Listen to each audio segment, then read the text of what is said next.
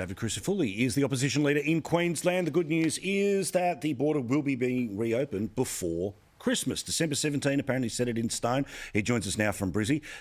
I'm looking forward to getting over that line, reuniting with my mates in Queensland. As you know, I always say it, if I could have the blood transfusions, I'd become a Queenslander. So presumably that'll be enough to avoid the next lockdown. But let's talk about the people who are waiting to get back to Queensland, the Queenslanders waiting to get back to Queensland, the one that is still going through the paperwork and all the rest of it to do home quarantine. Surely those people should all come home tomorrow.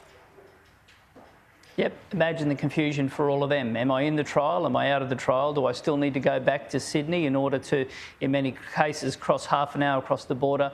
Still great uncertainty. And look, Paul, I said when I became opposition leader, I would call out things that I saw were wrong, but equally, if I like something, I'd say I like it. And this today is the first glimmer of certainty, the first little bit of a finish line. Now, it's only on borders, but it gives the incentive for people to go and get vaccinated. It gives the incentive for somebody in small business to say, you know what, I'm going to trade through because at the end of it lies an opportunity for me at Christmas time. What's missing is a broader plan, a broader pathway out of the pandemic, and that involves things like ratios in business. How many people can I bring in? That includes things like live music venues, church services. How many people can I have at my home for Christmas? All of those things are still uncertain and we'll continue to prosecute them.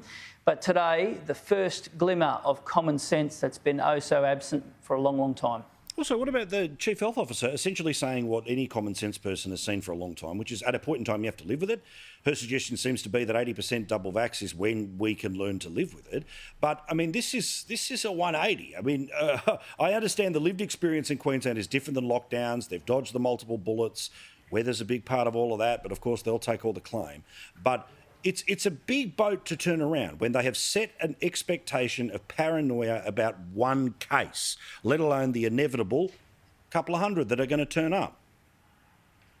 And Paul, that started with the Premier. She built a whole brand around the fear and be careful and this bad disease, rather than talk about hope over fear, rather than talk about a pathway, rather about talking about confidence. It's always been about chaos. And they are seeing now that there is something on the horizon, and that is called the inevitability that the disease will come here. So now, after months of mixed messages, after months of confusion, after refusing to give people certainty, they start wondering, is there any wonder why we're at the back of the pack for vaccines? Dead last. Now, we need to turn that around. And everywhere I go, I just say to people, and I've said it all the way along, do your job, get vaccinated, and then it's my job to hold the government's feet to the fire.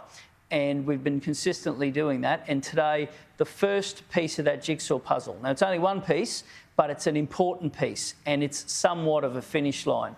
And I know that there are mixed views in the community, but I really believe that if we want to salvage something out of next year, and if we want to live like the mighty nation that we are, we've got to get our vaccination rates up and we've got to get the show back on the road. So how do you get somebody over the line? I remember when I was in Gladstone a bit earlier this year, having a chat with a bunch of blokes at the pub. They said, not interested, not going anywhere, not planning to go anywhere, don't need it. How do you, I mean, look, this is the joy of places like Queensland is there's a big bunch of people who don't need to go anywhere else. How do you get the message to those people when their assumption is, oh, it was a Sydney and Melbourne thing? Yeah, it's a great question. The answer is, don't peddle fear, talk to them about what opportunity looks like. And I consistently say, if you believe in the business at the end of the street, the husband and wife have put everything on the line, and the young person they employ, go and get vaccinated just for their sake. If you believe in your neighbour next door, might be 80 years old and somebody who's deeply concerned about whether or not they can go out into the community long term, go and get vaccinated. And if you know someone who's got a loved one interstate, they might have a grandchild who's nearing on 18 months of age and they've never wrapped their arms around them, go and get vaccinated. If not for you, do it for them. And if we do that as a nation, well, then we can hold our leaders to account to fulfil their end of the bargain. And for me, the end of the bargain looks like the ability for us to live life as normal. And of course, there will always be things we do to keep safe. Of course, hygiene's going to be different. Of course, we've got things like social distancing. That's all the new norm. We get that. But in the end, we are a proud nation and we have a bright future in the post-COVID era. We just need to make sure that there's a long-term pathway out of the pandemic.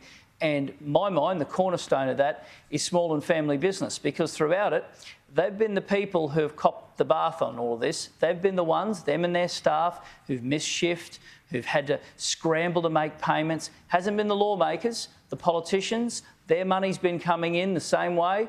You know, I'm one of them. But I know what it's like to be in small and family business, and every day I get out of bed for them, and they need the certainty. And if you can play your role in getting vaccinated, it gives them the ability to trade out of this and have a bumpy years ahead. The government has, in political terms, had the ultimate cover of COVID for lots of things. They used it so successfully at the election last year. Do you think that they're going to use the Olympics as the next cover, as the ultimate cover, that when all else fails, find something to announce about the Olympics? Oh, Paul, they always look for a distraction. This week we've seen in the health space that COVID's the reason for the Queensland health crisis, despite the fact that we don't have COVID circulating. Last week it was Canberra. The month before it was Campbell. There's always something. That's the nonsense they play. But I consistently say, have a look at the performance of Queensland Health and you will see a slide in the last 7 years of this government. Everything from ambulance ramping to elective surgery waiting lists, they have an inability to manage the health system. Now, we've put forward our solutions. We haven't just pointed what's wrong. We've put forward our solutions to improve that. Better triaging, sharing data in real time, putting doctors and nurses back in charge. Those things are simple things that could happen immediately, but they're always looking for a fight. They're always looking for a distraction. And the best thing they can do is fight with Canberra, because they see this parochialism of trying to rally the troops to say, we're going in to have a bat for you. But you know what? People are starting to see through it. They're starting to reflect and say, I wonder about all of this, if it's all been driven by sentiment polling all along. I wonder if it's always part of a circus. And they're seeing it at the daily press conferences. And make no mistake, today's announcement, they got the sentiment polling in. People are waiting with baseball bats. They're saying, I've had enough of all this nonsense. I'll do what we're told. I'll find a way out of this. But you've got to give us a clear path. And it's got to choose hope over fear. And today was a win for the little bloke. Good stuff. I would love to know, either is that your house? Are you at someone's house? It looks like a very swanky living room. Is it the foyer of a hotel? Where are you? It is, yeah.